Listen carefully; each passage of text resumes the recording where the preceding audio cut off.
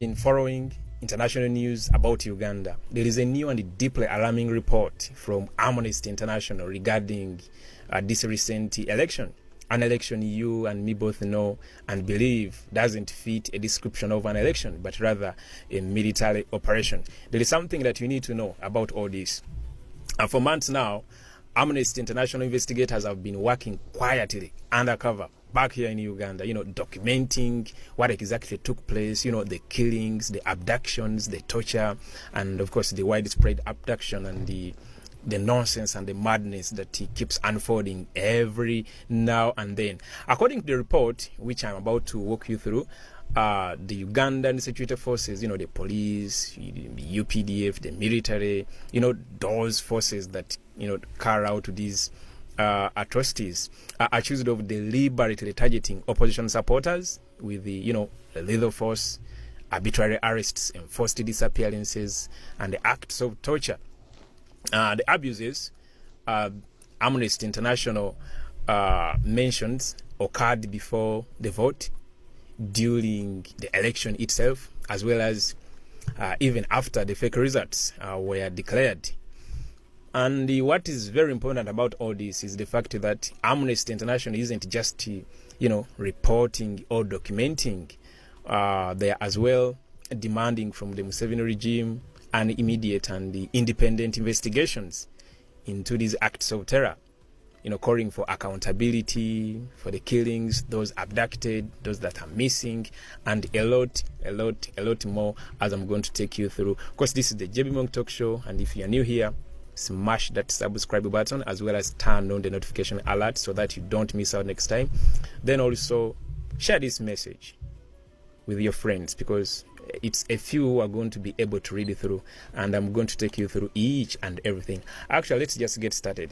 Of course, you can find this on amnesty.org, then, or you can just search about the latest report from Amnesty International about Uganda's election. It is titled, Uganda, authorities must investigate election-related killings, arbitrary arrests, and the torture of opposition members, supporters. It was released on the 30th April 2026. The 30th April 2026. Hope you can see the date on the screen. And of course it says, Ugandan security forces targeted members and supporters of the opposition party National Unity Platform with the lethal force, arbitrary arrests, torture, and other ill treatment before, during, and after the 15 January general elections, Amnesty International said today.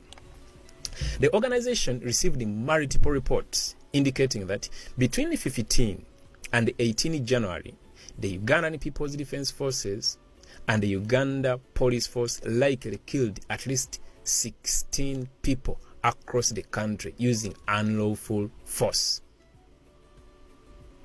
They also arbitrarily arrested hundreds, subjected some to incommunicado detention, or held them in unknown places of detention. Others were subjected to forms of ill treatment, including acts that amount to torture, during arrests and while in a detention. These violations occurred amid a nationwide internet shutdown imposed by the authorities just 2 days before the elections.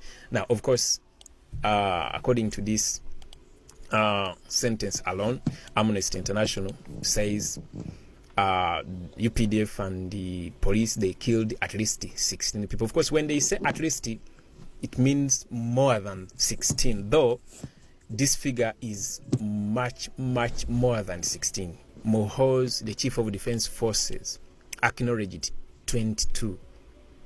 Of course, information on the ground, hundreds were killed. Amnesty International just interviewed. Of course, it could not interview the entire country about what happened or what took place. That's why they can come up with this figure, at least 16 people.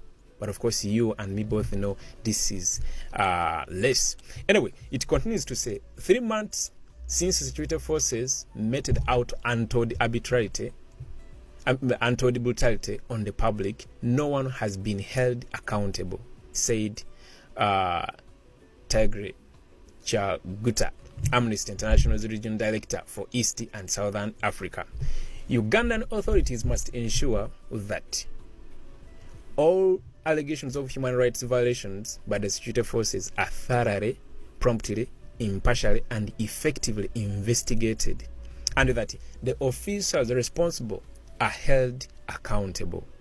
Officers suspected of carrying out these abuses, including those who ordered or enabled them, must be suspended from work pending the completion of investigations.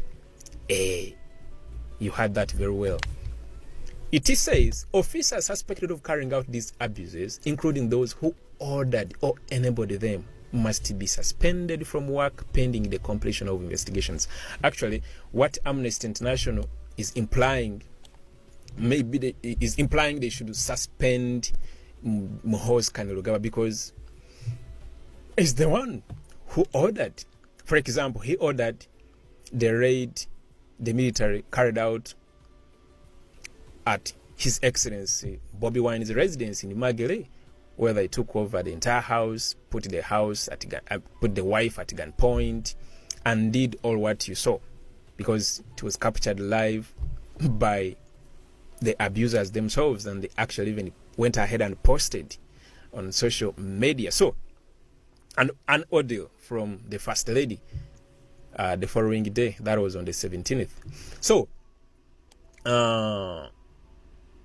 Amnesty International is suggesting that officers suspected of carrying out these abuses, including those who ordered or enabled them, must be suspended from work. Remember when these police officers and the army officers are carrying out these atrocities, the illegal arrests, the abductions, they have this word, order from above. Of course, order from above means Museveni, and of course his son, because he's the chief of defense forces. So, but anyway, it continues to say, I'm not going to dissect each and every statement or sentence, because it's a bit long and I don't want to make this video longer.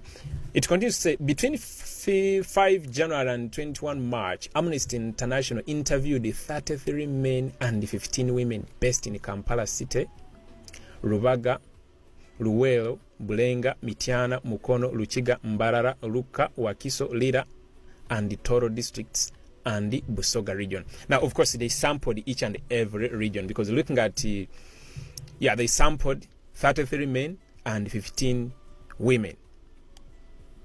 And this is the basis of this report. Kampala City, Rubaga, Luwero, Bulenga, Mityana, Mukono, Ruchiga, Mbarara, Luka, Wakiso, Lira, and the Toro districts and the Busoga region. 3 months since security forces meted out untold brutality on the public, no one has been held accountable. Of course, that is a quote from the regional director, Amnesty. Those interviewed included families of victims apparently killed by security forces, victims of gunshot injuries, victims of torture and other ill treatment, victims of arbitrary arrests, eyewitnesses, and lawyers of those arbitrarily arrested. Amnesty International also reviewed 6 videos and 6 photos posted on social media or shared directly with the organization by trusted sources. The organization also reviewed charge sheets and official statements.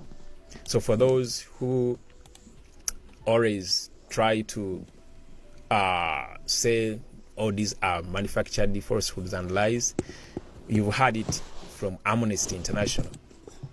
It interviewed families of victims, those killed by security forces, victims of gunshot injuries, victims of torture, victims of ill treatment, victims of arbitrary arrests, the eyewitnesses, lawyers of those arbitrarily arrested, and of course the videos you can